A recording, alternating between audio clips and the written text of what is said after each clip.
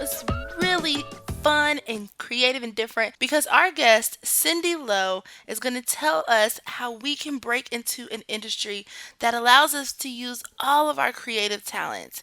I know that some of you out there are thinking, hey, I'm creative, I'm a right brain, I really want to just get out there and use these skills in some way. And this is the perfect person to tell you how. Cindy is the owner of Red Velvet Events Incorporated out of Austin, Texas, and she plans the best parties, events, conferences, meetings that you can think of. Her world is super creative and she's been doing this for about 11 years. So if you want to learn more about how you can take your creative skills to the next level and get paid to use your creative skills, stay tuned. So, welcome to the podcast, Cindy. Thank you so much for coming on the show. Thank you for inviting me. Absolutely. So it's been a while since we talked, but last time we chatted, we talked about working in the creative industry. So before we get into that, tell everybody a little bit about what you do and kind of your journey to where you are now. Absolutely. So, my name is Cindy Lowe, and I'm the owner and founder of Red Velvet Events, which is a full service event agency based in Austin, Texas. We actually started about 12 and a half years ago, and my role has actually changed quite a bit over the 12 and a half year journey. And I would say we are definitely more of a creative events agency now. Um, And as far as where my role is currently, I am definitely more owner and operator, running the business development side of things and coming up with new creative ideas. But I'm actually not necessarily hands on with each event that we are executing. Our team is instead. Awesome. So you work in a really, really creative space and events. I could just imagine thinking back to some of the events that I've been into, just producing some of those events. You have to have a really creative mind, right? I think so. I think you have to have an open mind. I use the word creative loosely because everyone thinks creative in a different sort of way. For example, it's just like also in taste in furniture. Each one of us has a different style that we appeal to. I think the person that has the most open mind can actually see different styles and immediately see and translate how that works in a given space.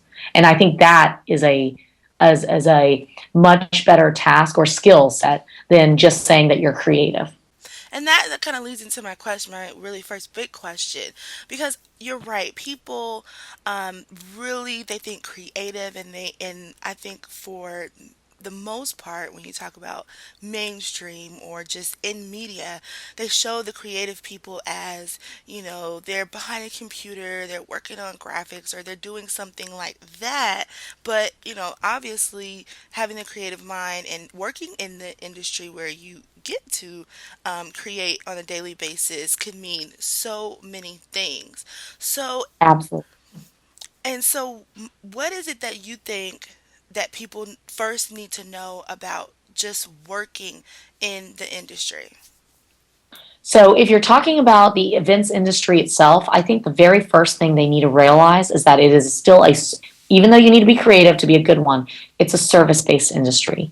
You have to be able to realize that you're going to be servicing people, whether it's picking up trash, getting the room set up, tearing down, answering a concierge like question. That's the thing I think surprises people a lot is that they forgot that aspect. They're only thinking it's just the creative pieces of coming up with the design, the napkin details, the food and beverage menu, and that sort of things. But really, it is full circle, 360 degrees, meaning you have to be service oriented and you have to be creative to be successful, in my opinion, in the events industry. That's really interesting note because that's one of the things that I think in just the workforce in general. It's kind of missing, those kind of soft Yeah. skills and being able to talk to people and, work out and negotiate and those things. So, you know, typically and this is just perception. When we Yeah. talk about the job more, or when we talk about working in that industry, it's always this, big town, or I gotta move to Hollywood, or, I can't do this where I'm from. So, how can someone break into an industry where they get to use their creative mind, and Yeah. they're not sitting behind a desk? Yeah. How can someone do that? So I do want to say though, yeah, you can break into any city. I mean, I'll be honest, it doesn't matter if it's what. I mean, I can't even think of what the smallest city would be called, but a small, Texas town to a big, Houston or Dallas. I really do believe you can break into either one if you have the determination and focus. But as far as actually not being behind a computer, I do want to challenge that a little bit because here's the thing: is that even though I'm in a very creative space, ultimately everything comes back to the computer. And here's why. Unless you have the ability to hire someone to actually do your invoicing and to do your marketing, you need someone to actually be creating the assets and the hardware and basically the pieces to make everything work. And so that's where the computer comes into play. So even though you may have been the one that dreamt up the idea of let's pretend it's a wall, a jelly bean wall that's completely, it spells out the company's logo out of jelly beans. You still need to sit down on a computer because you have to come up with the invoice and the quote and the estimate to be able to sell it.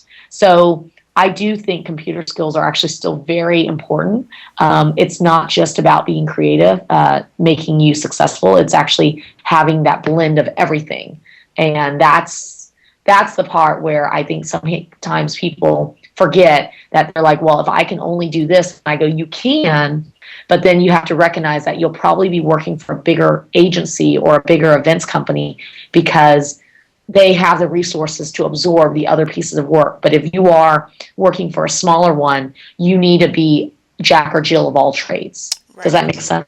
Yes. So Yeah. you basically are saying that, working in this industry, you have to be able to wear many hats at any given time. That's exactly right. Exactly. The smaller the company, the more hats you have to wear. The bigger the company, it's easier to just take one role. So, yeah. And let's be honest, in the events industry, most companies are actually on the smaller scale. There are usually maybe 3 to 5 people. We're actually what I call a medium size, even though I like to still think we're boutique. Um, and so, I mean, we actually have a team that's just dedicated to sales. We have a team that's just dedicated to planning, and we have a team that's just dedicated to creative services. But we do try to train each team member to be able to do all of it to a certain degree. We know that everyone is hired for their skill sets, but we want you to at least be knowledgeable enough so that you can talk, for example, to our graphics designer and give them the specs of what needs to go into the drawing so that that we can get it done in the most efficient manner. Okay. So what are some of the skill sets that someone needs to bring to the table if they want to work in your industry? One, definitely, as I mentioned before, service. You need to be service oriented. Two, you need to be a very good communicator. This will go across email, phone, texting. Even you have to over communicate. If you don't over communicate, you basically are making the wrong assumptions a lot, and then things will constantly fall apart, and you don't want that to happen. Being detailed, of course, because for example, I look at something and I'll look at an invitation. I'm not just checking for spelling errors, but I'm checking for does the timeline and the schedule make sense? For example, if they're hosting an event over the lunch hour and they aren't providing food, I will question the client and ask, why are we then serving it? Why are we having this event during the lunch hour? Because they're going to be hungry and expecting food. And angry attendees is never a good thing to start, or hungry attendees, I should say, is never a good way to start an event. So it's being able to kind of break everything down into smaller chunks when you see the bigger picture. Okay. And it sounds like, you might have to have a little bit of a, not necessarily background in psychology, but you have to know people from what you just described. Oh, yeah. Oh, definitely. I won't go as far as saying you have to be an extrovert because we actually have a few team members that sit on the introvert scale. But you do need to understand people and understand that when they're upset or when they're asking for something because they don't know, and you need to know how to respond to them, because half the time it is figuring out what it is they don't know so that you can either educate them or you can provide them options. Because not everyone, after all, then why are they hiring us? Because if they knew what they wanted, they wouldn't be hiring us. They would be doing it themselves. Very true. Very true. Okay, so we talked a little bit about what people need. And you've been working in this industry for a while, and especially as a business owner, what are some of the things that you see people coming into the industry or trying to work with you, but they're lacking in? So this is actually going back to why when you mentioned computer skills, I will have to say I've been surprised at how many don't know Excel or PowerPoint the way I was trained in school. Again, I mean, maybe I should give more credit to my school then, or maybe I'm just expecting more than I realize. But I have been shocked at how few people use those two tools, and we use them daily, if Hmm. not hourly. What school did you go to? I went to the University of Texas. Go Longhorns! All right, shout out to UT. Yeah, Honestly, Excel is one of those things I can't even lie to you. I look at it and I'm like, oh. And it just goes to your point that there are going yeah, to be some different there's some different skills that you need, and it might not be like, oh, I love to put together, yeah, the tablescape. Like, yeah, you might have to put yeah. together the tablescape, but what about the budget that goes with the Correct. tablescape? That's exactly right. What you just nailed it on the. I mean, because our client, the reason why they reached out to us is to have it full service. So we present the ideas. Then the next question automatically is how much, and you can't just write it on a napkin. You have to break it down because they want to know. So, And I think so that's why Excel. that's really interesting because, like I said, and this is a very much a media, um, movie, TV. If you don't work in this industry, perception is that when you work in a creative space, you don't deal with those very hard. And I can't even say technical skills. They're just basic office skills. I mean, any Yeah. job that you apply for, they ask you, do you know PowerPoint, Excel, Yes. Word? I would say again, the bigger the company, it's easier to get away with it because you have someone supporting you to do all that. But the smaller the company, you really do need to be the Jack and Jill of all trades. It's impossible to get away without doing it. So, generally speaking, when you talk about young professionals, what are some ideas or tips that you think that they should know just going into any industry? Because I'm pretty sure that, with you owning your own business, you've worked with a ton of young professionals. Yeah, no, absolutely. One thing I actually have told, and this is because I speak a lot actually at the University of Texas since I live here in Austin and I'm an alum, is network. This was not a term we actually used when I was in college. I didn't realize that me keeping up with my friends over the holidays and just even writing them back then, because this was before email, that shows how old I am. I would mail cards, and I still do actually. And so that's another one I would encourage. Um, I would keep in touch with them, using holiday cards, birthday cards, anniversary cards, just thinking of you cards, that kind of stuff. And when I launched this business, that's actually what started it all and what gave me the substance. And I had no idea because back then, when we went through college, they didn't tell us to network. They just told us that we should, learn how to balance a spreadsheet because I was in business school. Learn how to understand economics and learn how to talk and communicate. But no one ever said make sure you network. And I have to say, networking is by far the one soft skill that if you're not taught early on, you're missing out, because I really have to give it up to all the friends that I have met along the way. And there are friends, and then there's acquaintances, and then of course there's really good friends. You know what I mean? And I'm talking about the ones that have kind of blended both sides of my work and my personal. And those people have carried RVE, I mean, to a level that I had never dreamed of. Wow, Yeah, they say your network is your net worth. So that's really awesome that you mentioned that, and it's something I think people need to hear. And you're right. I think a lot of the times we get into this. Well, I have to meet people that I don't know, and it's not that. You really truly are building relationships, and you don't know when it's Correct. going to, go full circle. But at one point it might, and it might not even be that you are reaching out to somebody. It might be that you actually get to help somebody, and it's That's on the other exactly end. right. And here's the thing, I always tell people, please don't go to a networking event thinking, "Oh, I didn't close a piece of business. That was a waste of time." I go to networking events because I'm curious to learn. I want to meet people like you and meet people like that I haven't met before and teach me something that I don't know. So that's why I go to networking events. It's not when I don't go to them and go, "You better buy from me now. Otherwise, I don't want to talk to you." That's the wrong message. Yeah, that's true. That's really interesting. And you see those people, and everybody knows those people, and they Oh avoid yeah, them. you avoid them. Yes. Yes, absolutely. Avoid them like the plague. So, Cindy, tell me how you went from coding, working in the tech industry, to opening your own event business. So I've told this story a few times, and I think here's the shortest version of it. Basically, no, and because I was in the coding background, I was in tech, and when I came into the events industry, they were like, "Why would I hire you? You have no experience." And I even offered to work for free because I actually had enough savings at the time, and I said, "Would you be willing?" And no one would. And since I did have a business background, I decided to start it because in my mind, my logic back then as a kid is I go, well, I will start it. I will work for myself for a year and then I will close up shop and I will go reapply for these same jobs that told me I didn't have experience.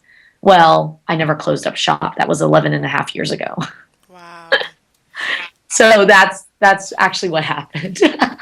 So talk to me about the cross training, well, not cross training, but the how those skills cross over, the tech skills and the event skills.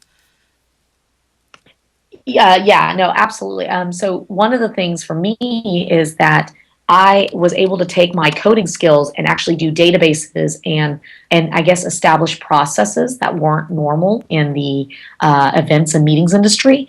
And I was trying to streamline everything and make it more efficient. And that's what I brought, I feel like, to the industry. I was one of the first. This is something very technical to talk about, but I was one of the first to actually scan BEOs when you approve like a BEO with a hotel. I was one of the first to scan it back in and send it back to them electronically.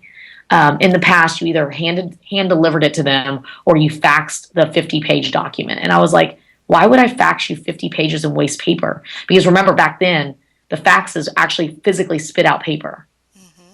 And I was like, that's silly. I can scan it and I can just email you the attachment. And they were like, what do you mean? And I go, I'm telling you, this is much more efficient. Wow. so so yeah. So we and we were also one of the first event companies to use electronic fax, like meaning it came to your inbox, not to your fax machine, you know? Hmm. So we have a physical fax machine here in the office because we still have to fax out. But other than that, that's the only reason why we have the fax machine. In fact, I've been tempted to delete it off of our business cards, but because we still have a few old school folks that use fax, it's just like email. They don't want it to go away. They're just trying to hold on, you know? Yeah, they are. They are. That's But, funny. yeah, I mean, to me, I've embraced this industry. I love it. I am constantly finding new ways to approach something that I think might be broken. To others, I think they do look at me kind of like a weird way of like, why do you do it that way? But I have things even down to the process of I have a certain way I want you to name the files because all of us, since we're touching programs, I want to be um, able to help you if you're on vacation or if you're out sick. And if we all have our own methods, then it's not organized. So you really do cater to your clients, it sounds like, and it sounds like and I'm just going from what you're telling me, but Yeah. your team, it seems like someone working with you, they're really going to learn a lot, not just about event production, but just business in general. Oh, I hope so. I mean, my big thing is I've always told people if you leave here, if you leave the day you leave RVE and you tell me that you didn't learn anything, I consider myself failed because to me, I would only want someone to excel in their career, not to go backwards coming to RVE. Why do you think that um, it's that? And I'm not saying that's not the norm, but just what you said. Why do you think that in some workplaces and in if industries, it's the opposite, that people tend to hoard all of their good information and experience? So I think there's possibly two reasons. Again, this is my theory, not anyone else's. One is they don't even realize they're doing it. So I really do think there are some people that are a bit naive and didn't realize that they should be teaching rather than hoarding. And then the second is I really do believe in the bigger companies because I oftentimes see it in the bigger companies, not so much the smaller ones. It's because they feel threatened to lose their job. So, for example, let's say you worked on my team, and if I taught you all that, then what happens if you're better than me? Then I lose my job. Hmm. And see, I look at it as total opposite. I think of it as, oh my gosh, Tanida taught this person. Now I can promote her so she can lead a team and teach more people to do the same thing. Yeah. So, so I think it really is your perception of how you look at growing a company.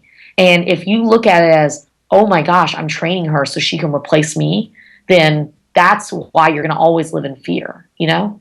Hmm. I wish that everybody I met thought like you.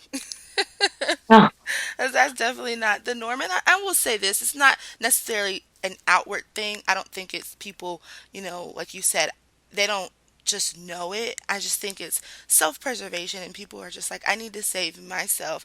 But the reality is that, the more everyone knows, the better the team. I mean, oh, even if someone knows more, I mean, even if someone left and started their own thing, I mean, that's what business is created on, and that's why that's what free enterprise is all about. I mean, I competition. totally agree.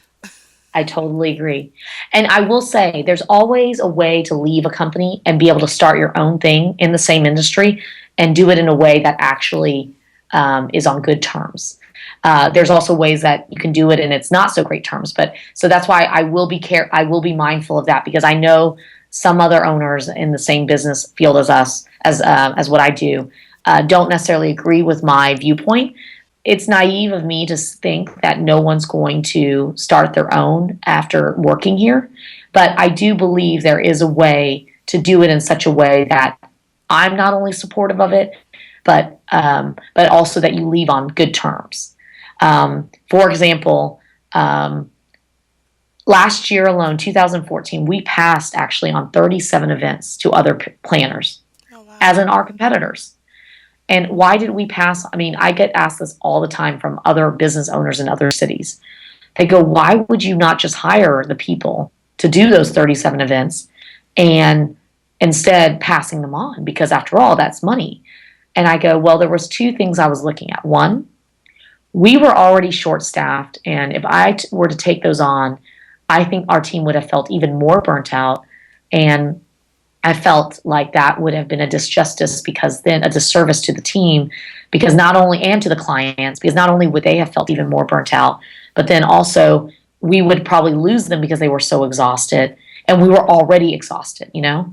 And then Hmm. second is I was already pretty determined on which sizes of events I wanted.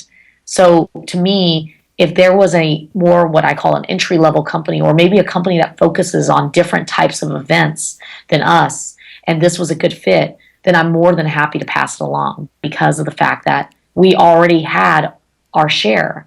At the end of the day, if they are telling me they're coming to Austin, it's extremely important to me, at least, that they stay in Austin and have a good experience. And that is why I refer them to businesses that I trust that will take good care of them. No, that's awesome.